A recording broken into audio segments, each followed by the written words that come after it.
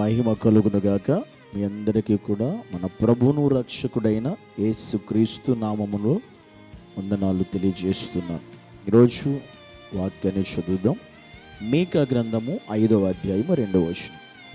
బెత్లెహేము ఎఫ్రతా, యూదావారి కుటుంబంలో నీవు స్వల్ప గ్రామమైనను నా కొరకు ఇశ్రాయేలీయులను ఏలబోవాడు నీలో నుండి వచ్చును. పురాతన కాలం మొదలుకొని శాశ్వత కాలము ఆయన ప్రత్యక్షమగుచుండెను. మనం నమ్మిన యేసుక్రీస్తు గురించి ఒక మాట ఇక్కడ తెలియచేయబడింది. పురాతన కాలము మొదలుకొని శాశ్వత కాలము ఆయన ప్రత్యక్షమగుచుండెను. మనం నమ్మి ఆరాధించేటువంటి దేవుడు ఆయన ఎప్పటికప్పుడు, ఇప్పుడే కాదు, ఆయన ఎప్పుడు నిన్న నేడు రేపు ఏకరీతిగా ఉన్న దేవుడు అని మన దేవునికి గొప్ప నామం ఉంది. ఆయన నమ్మిన దేవుడు ఎప్పటి నుంచి అంటే పురాతన కాలం నుంచి శాశ్వత కాలం వరకు కూడా ఆయన తన్ను తాను ప్రత్యక్షపరుచుకునేటువంటి దేవుడు.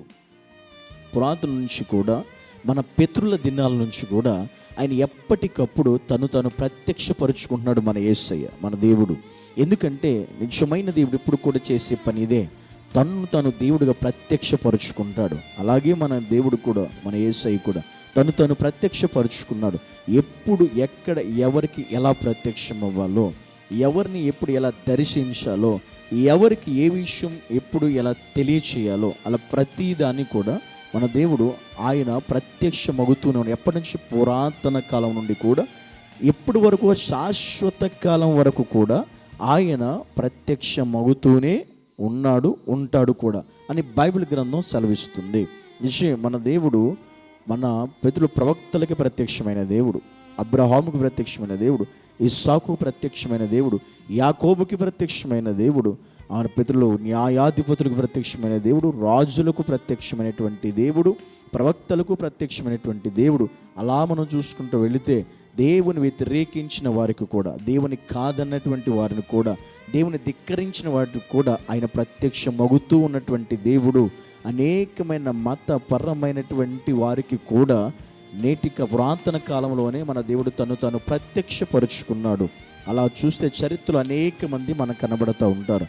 మన దేవుడికున్న గొప్పతనం ఏంటి అంటే ఆయన తాను ప్రత్యక్షపరుచుకుంటా ఎప్పుడు కూడా, ఏ కాలంలోనైనా, ఏ సంవత్సరంలోనైనా ఆయన ప్రత్యక్షపరుచుకుంటూనే ఉన్నాడు. ప్రస్తుత దినాల్లో కూడా, రాబోయే దినాలలో కూడా, ఆయన యుగ సమాప్తి వరకు కూడా, శాశ్వత కాలం వరకు కూడా ఆయన ప్రత్యక్షమగుతూనే ఉంటాడు. అది మన దేవుడికున్న గొప్పతనం. మన యేసయ్య అలాంటి గొప్ప దేవుని మనం ఈరోజు కలిగి ఉన్నాం. నీ కొరకు, నా కొరకు ఆయన తను ప్రత్యక్షపరుచుకునేటువంటి వాడు. ఆ విషయంలో ఎప్పుడు ఆయన వెనకాడేటువంటి దేవుడు కానే కాదు. అందుకే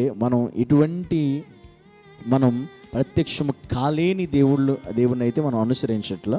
మనం అనుసరించే దేవుడు మన కొరకు ప్రత్యక్షమయ్యేటువంటి దేవుడు, మనల్ని చూచేటువంటి దేవుడు, మనల్ని పరిశీలించే దేవుడు, మనల్ని పరిశోధించగలిగిన దేవుడు, మనల్ని నడిపించగలిగిన దేవుడు.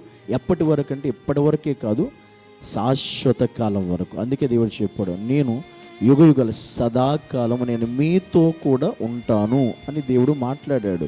ఎందుకంటే ఆ దేవుడు మనతో కూడా ఉన్నాడు. ఎప్పటి వరకు ఉంటాడు? సదాకాలం. ఈరోజు రేపు విడిచిపెట్టే దేవుడు కాదు మన దేవుడు. ఈరోజు నిన్ను దీవించి రేపొద్దున కనబడకుండా పోయే దేవుడు కాదు ఆయన నువ్వు నమ్మగలిగితే, ఆయన వెంబడించగలిగితే, ఆయన కలిగి ఉండగలిగితే నీ జీవితంలో కూడా ఆయన ప్రత్యక్షత ఆయన నీకు ఇచ్చి, తన వాక్కు ప్రత్యక్షత కూడా నీకు ఇచ్చి, ఆయన తన వాగ్దానం కూడా నీకు ఇచ్చి నీకు నడిపించగలడు. ఆయన నీకు కనపరుచుకోగలడు. ఆయన మహిమను నీకు చూపించగలడు. తన కార్యాలు నీ పట్ల చేయగలడు. అందుకనే ఇక్కడ భక్తుడు చెప్తున్న రీతిగా ఆయన పురాతన కాలం నుండి శాశ్వత కాలం వరకు ప్రత్యక్షమగుచు ఉండెను. మనం నమ్మి ఆరాధిస్తున్న దేవుడు మన కొరకు ప్రత్యక్షమయ్యేటువంటి దేవుడు. ఇంకా ముందున్న దినాల్లో మన కొరకు ఆయన రాబోతున్నాడు. మన కొరకు మధ్యాకాశం ఆయన ప్రత్యక్షం అవబోతున్నాడు.